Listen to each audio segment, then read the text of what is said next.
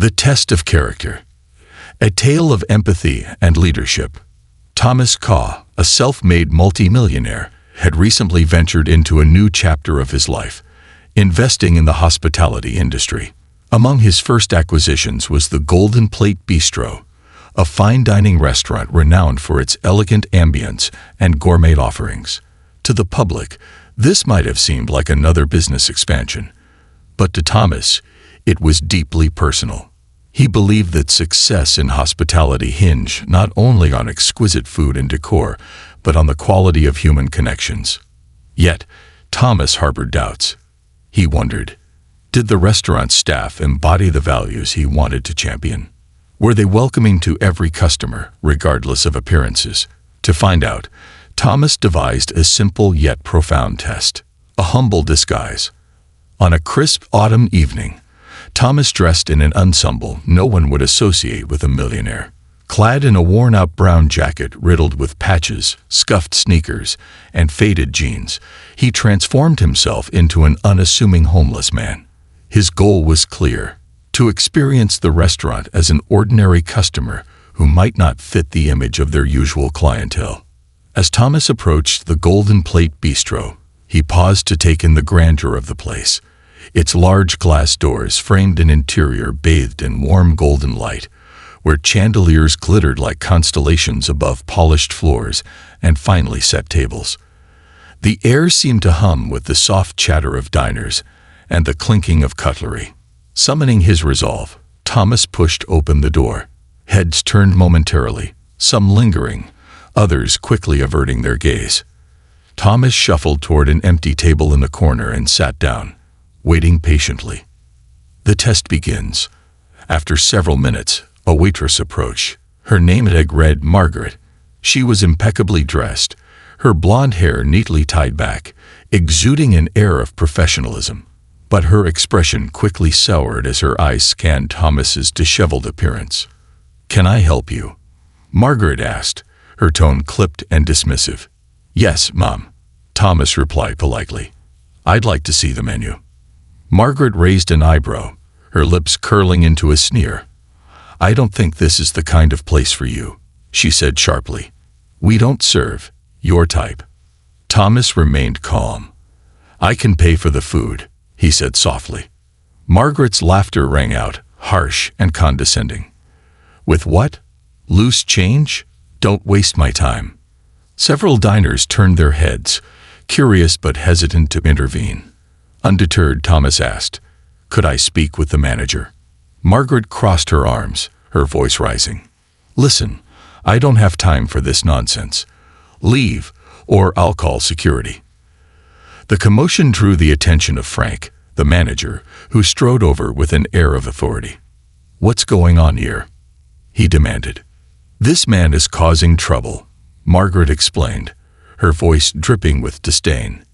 "He doesn't belong here." "I only asked to see the menu," Thomas said, his tone measured. Frank's eyes narrowed. "Leave, now, or I'll call the cops." For a moment, Thomas held Frank's gaze, then sighed and rose from his seat. Without another word, he walked out, the murmurs of onlookers following him. A new day, a new beginning. The following morning, the staff of the Golden Plate Bistro began their day as usual. Margaret regaled her colleagues with the tale of how she had handled the beggar the night before, her voice tinged with pride. Frank nodded in agreement, praising her firmness. Meanwhile, Thomas arrived, not in shabby clothes, but in his usual tailored suit, his commanding presence impossible to ignore. Accompanying him was Mr. Garrison, the restaurant's former owner. As they entered, the lively chatter in the staff room came to an abrupt halt. Margaret's face turned pale, and Frank shifted uncomfortably. "Good morning," Thomas greeted, his tone calm yet authoritative. Frank stepped forward, forcing a smile. "Welcome, sir. How can we assist you today?" Thomas ignored the question and turned to Mr. Garrison. "Shall we begin?" Mr. Garrison clapped his hands to gather the staff. "Everyone, meet Mr. Kaw. He is the new owner of the Golden Plate Bistro." The room fell silent. Margaret's jaw slackened, and Frank's forced smile faded entirely. Thomas addressed the staff. "Yesterday, I visited this restaurant dressed as someone who might not look like your typical customer. I wanted to see how people are treated here." His gaze swept across the room, finally resting on Margaret and Frank. "What I experienced was unacceptable. A lesson in leadership." Margaret stammered. I didn't know, sir. If I had known who you were." "That's precisely the point," Thomas interrupted, his voice firm but not unkind. "You didn't know who I was, and you judged me based on my appearance. What if I had been someone in genuine need, or a critic, or simply a human being deserving of respect?" Frank tried to interject, but Thomas raised a hand. "Hospitality is not about chandeliers or fine dining. It's about making everyone feel valued. If we can't do that, we failed, no matter how polished our floors or how exquisite our dishes." Turning to the rest of the staff, Thomas continued, "This is a wake-up call. Our success depends on how we treat every customer, no matter their background. Starting today, we will foster a culture of kindness and respect, redemption and change." In the weeks that followed, Thomas implemented sweeping changes. Staff underwent empathy and hospitality training. Policies were introduced to ensure inclusivity and fairness. Margaret and Frank, though initially defensive, showed genuine remorse and embraced the chance to grow. Margaret, in particular, took it upon herself to mentor newer employees, sharing her experience as a cautionary tale. The Golden Plate Bistro soon became renowned not only for its exquisite cuisine, but for its warm, welcoming atmosphere. Customers, no matter their attire or circumstances, were greeted with genuine smiles and open hearts. Thomas's experiment had done more than reveal flaws. It had sparked a transformation that aligned the restaurant with his vision. And in doing so, it reminded everyone of a timeless truth. True greatness lies in how we treat the least among us. This story of humility, leadership, and redemption serves as a powerful reminder that empathy can transform not just individuals but entire organizations. The reveal. Confronting the truth. The morning sun streamed through the tall glass windows of the Golden Plate Bistro, casting a warm glow over the restaurant's elegant interior. Margaret was in her usual spot at the coffee station, regaling a few staff members with the story of the Beggar incident from the previous evening. Her voice carried a mixture of pride and disdain as she detailed how she had put him in his place. "I mean, really," she said, flipping her blonde hair over her shoulder. "What was he even thinking, coming here? People like that shouldn't step foot in a place like this." Frank, the manager, chuckled in agreement from across the room. "Good call, Margaret. We can't have customers getting uncomfortable because of distractions." Their laughter filled the staff room, a stark contrast to the quiet anticipation in the main dining area, where Thomas Caw had just walked in. Gone was the tattered jacket and worn sneakers from the previous night. Today, Thomas stood tall in a tailored navy suit, his polished leather shoes clicking softly on the floor. Accompanying him was Mr. Garrison, the restaurant's previous owner, whose presence immediately turned heads. The laughter in the staff room faltered as the sound of Thomas's footsteps drew nearer. When he stepped into the room, the chatter ceased altogether. Margaret froze, her face draining of color as recognition dawned. Frank stood rigid, his confident demeanor giving way to unease. "Good morning," Thomas greeted, his voice calm but unmistakably authoritative. Frank was the first to react. He plastered on a strained smile and stepped forward. "Mr. Caw, welcome. It's an honor to have you here. Is there something we can do for you?" Thomas's eyes, cool and assessing, met Frank's. "Yes," he said simply. "I'm here to address the staff." Mr. Garrison clapped his hands, gathering everyone's attention. "Ladies and gentlemen, meet Mr. Caw, the new owner of the Golden Plate Bistro." The weight of the announcement settled over the room. A hush fell as every staff member turned to look at Thomas, their expressions ranging from curiosity to trepidation. Margaret's mouth opened as if to speak, but no words came out. Frank's forced smile vanished, replaced by a look of dread. Thomas waited a moment before addressing the group. His voice was calm, measured, but carried an undeniable edge. Yesterday evening, I visited this restaurant. I didn't come as the owner or a wealthy businessman. I came dressed as someone who might not look like your typical customer. He paused, letting his words sink in. What I experienced was not only disappointing but deeply concerning. Accountability and reflection. Thomas's gaze shifted to Margaret, who was now visibly trembling. "Margaret," he said, his tone softening but remaining firm, "do you remember our interaction last night?" Margaret stammered, Yes, sir, I do. I didn't know it was you." "That's precisely the problem," Thomas replied, his voice tinged with disappointment.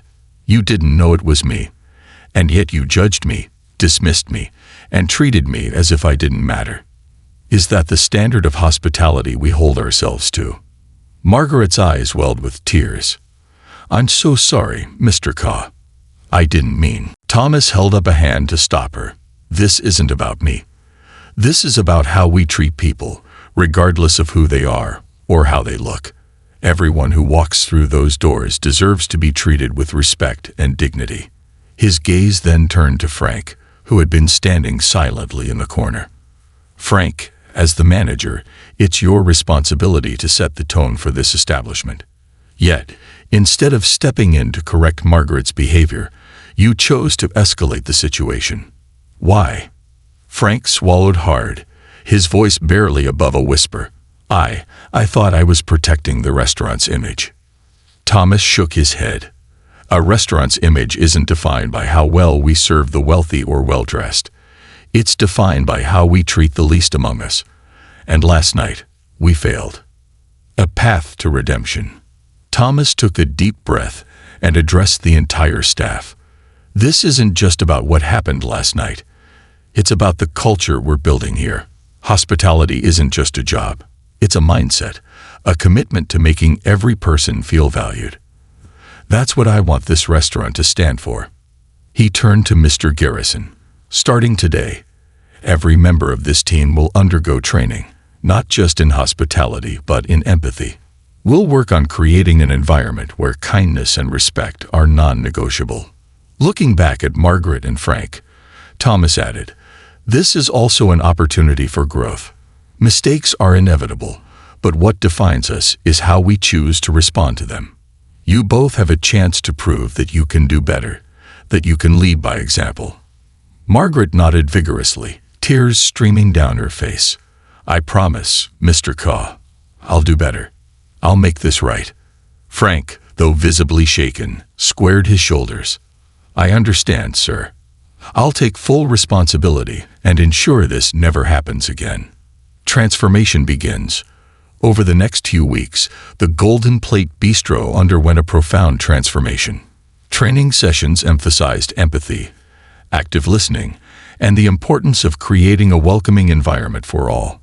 Margaret became one of the most enthusiastic participants, often staying late to reflect on her actions and help her colleagues practice what they'd learned. She even began volunteering at a local shelter, determined to better understand the struggles faced by those less fortunate. Frank, too, embraced the changes. He worked closely with Thomas to implement policies that ensured inclusivity and fairness. Weekly team meetings became a space for open dialogue, where staff could share experiences and discuss ways to improve. Word of the restaurant's transformation spread quickly. Customers noticed the difference, not just in the service but in the genuine warmth and care with which they were treated.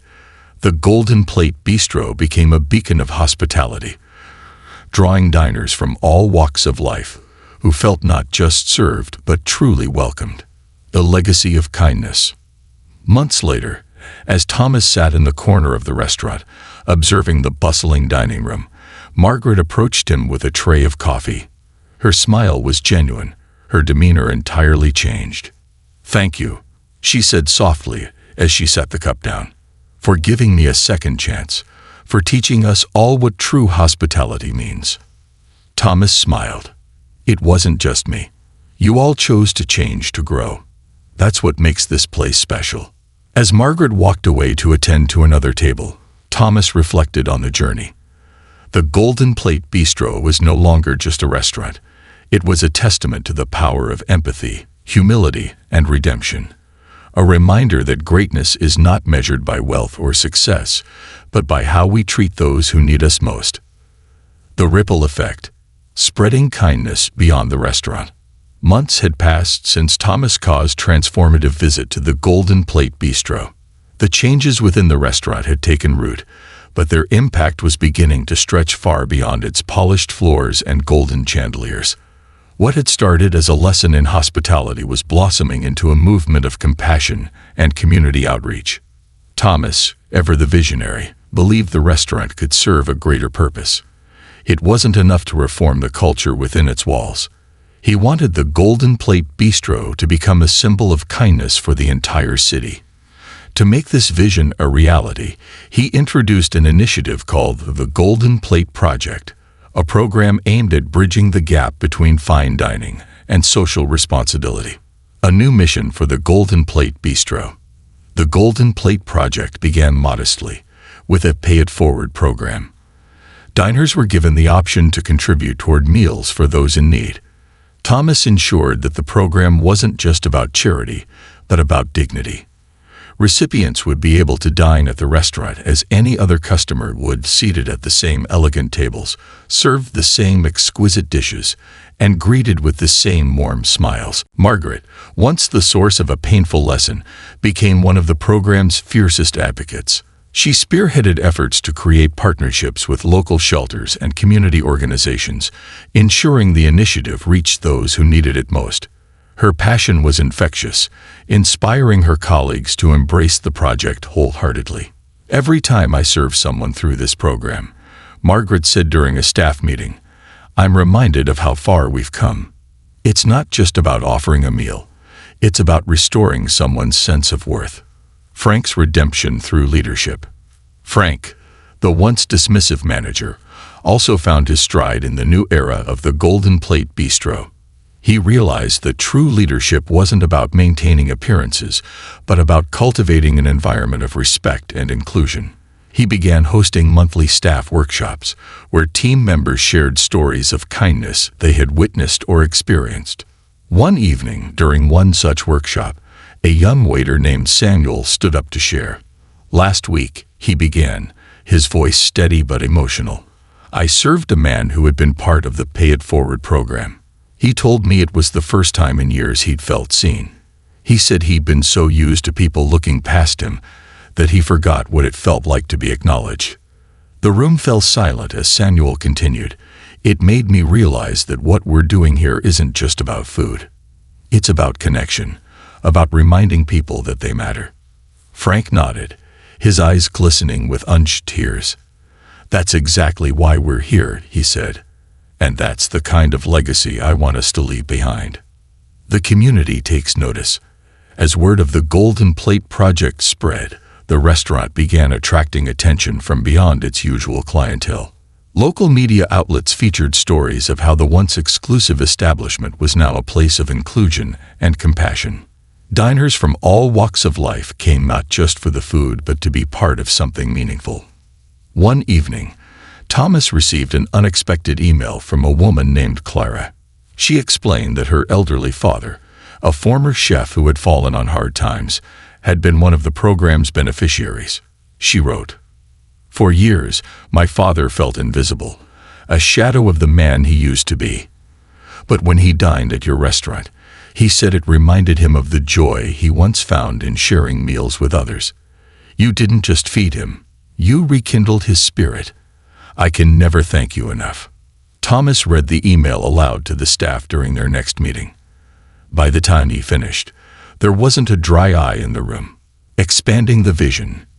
Encouraged by the success of the Golden Plate Project, Thomas began envisioning ways to expand its reach. He launched Golden Plate Outreach, a mobile dining initiative that brought gourmet meals to underserved neighborhoods. Staff volunteered their time to cook and serve meals, transforming abandoned lots and community centers into makeshift fine dining spaces. Margaret and Frank played pivotal roles in these efforts. Margaret, with her natural charisma, became the face of the outreach program, connecting with families and sharing stories of hope. Frank, ever the organizer, ensured every detail, from the table settings to the quality of the food, was flawless. At one such event, held in a park on a chilly winter evening, Thomas observed the scene with quiet pride. Families gathered around elegantly decorated tables, their laughter and chatter filling the air. A young boy approached Thomas, holding a plate of pasta. "Are you the owner?" the boy asked, his wide eyes filled with curiosity. Thomas knelt to the boy's level and smiled. "I am. How's the food?" The boy grinned, his face lighting up. "It's the best I've ever had." "Thank you." In that moment, Thomas felt a deep sense of fulfillment. He realized that his venture into the hospitality business had become something far greater than he had ever imagined. The legacy of the Golden Plate Bistro. By the end of the year, the Golden Plate Bistro had not only doubled its revenue, but had also become a cornerstone of the community. Its transformation from a place of exclusivity to one of inclusivity had inspired other businesses to follow suit. Restaurants across the city adopted similar pay-it-forward programs, creating a ripple effect of kindness and generosity. For Thomas, the journey was a testament to the power of humility and the courage to change. What had started as a simple experiment, a test of his employees' character, had blossomed into a movement that touched countless lives. Margaret, now a mentor to new hires, often reflected on her own transformation. "If someone had told me a year ago that I'd be part of something like this, I wouldn't have believed them," she admitted during a team meeting. "But I've learned that it's never too late to change, to grow, and to make a difference." Frank, too, found a renewed sense of purpose. "I used to think success was about running a tight ship," he said one evening. "Now I know it's about creating a space where everyone feels valued, our customers, our staff, and our community." As for Thomas, he remained a steady presence at the restaurant, often dining in his favorite corner table. He watched as the staff bustled with energy and purpose, as customers, both old and new, were greeted with warmth and sincerity. One evening, as he sat sipping a cup of coffee, Margaret approached with a tray of desserts. "For you, Mr. Kaw," she said with a smile. "On the house." Thomas chuckled. "Thank you, Margaret, but you know I can afford it." Margaret laughed, her eyes twinkling. "It's not about the money. It's about gratitude." As Thomas looked around the bustling dining room, he felt a profound sense of peace. The Golden Plate Bistro was no longer just a restaurant. It was a beacon of hope, a place where humanity shone at its brightest. And that, he realized, was worth more than any fortune. This chapter of the Golden Plate Bistro's story reminds us that kindness has the power to transform not just businesses, but entire communities. Through empathy, humility, and the courage to lead by example, one person can spark a ripple of change that touches countless lives. The final lesson: kindness as the ultimate investment. As the Golden Plate Bistro continued to thrive, Thomas Kaw reflected on how a simple act, walking through the doors of his own restaurant disguised as a homeless man, had set off a chain of events that transformed not just his business, but the lives of countless people. Margaret, once dismissive and judgmental, had become a symbol of redemption and growth. Frank, the manager who had prioritized image over humanity, evolved into a leader who valued people above all else. The entire staff, united by a shared mission, demonstrated the power of collective change. And through initiatives like the Golden Plate Project, the restaurant had become a hub of compassion, showing that a fine dining establishment could also be a beacon of hope. A conversation to remember. One evening, Thomas was seated at his usual corner table, observing the vibrant atmosphere of the restaurant. A young couple who had recently joined the Pay It Forward program approached him, their gratitude evident in their smiles. "Mr. Kaw," the woman began, "we just wanted to thank you for what you've done here. This place feels like more than a restaurant. It feels like home." Thomas smiled warmly. "Thank you for saying that. It means everything to us." The man added, We've been inspired by what you've built here. It's made us think about how we can give back in our own way." After they returned to their table, Thomas thought about their words. He realized that the true success of the Golden Plate Bistro wasn't in its profitability or even in the lives it had already touched. Its greatest achievement was in inspiring others to carry the message of kindness into the world. The bigger picture. As the restaurant's reputation grew, Thomas began speaking at business conferences and community events, sharing the story of the Golden Plate Bistro. His message was simple but profound. Businesses thrive when they put people first. He encouraged other entrepreneurs to see their ventures not just as profit-driven enterprises, but as opportunities to make a difference. In every interaction, Thomas would say, "We have the chance to lift someone up or tear someone down. Choose to lift, because when you do, you're not just helping them. You're elevating yourself, your team, and your entire community." A lasting legacy. The lessons from the Golden Plate Bistro extended beyond the restaurant's walls. Margaret became a mentor to those struggling with self-doubt, sharing her story of transformation. Frank began organizing city-wide hospitality events to promote inclusion and empathy in the industry. Even Thomas found a new sense of purpose, dedicating his time to fostering kindness-driven entrepreneurship. The Golden Plate Bistro stood as a testament to the idea that success isn't measured by wealth or accolades, but by the lives we touch along the way. Its story was a reminder that kindness, no matter how small, could ripple outward, creating waves of change far beyond what anyone could imagine. The final word. For viewers and readers, the lesson of the Golden Plate Bistro is clear. Judge not by appearances, but by heart. Treat every person with dignity, for you never know the battles they're fighting or the potential they carry. Whether you're running a business, working a job, or simply navigating life, remember that every interaction is an opportunity to make the world a little brighter. In the end, Thomas Kaw's journey wasn't just about transforming a restaurant. It was about transforming people, proving that the greatest investment anyone can make is in kindness and humanity. And that, as Thomas often said, is a legacy worth leaving behind.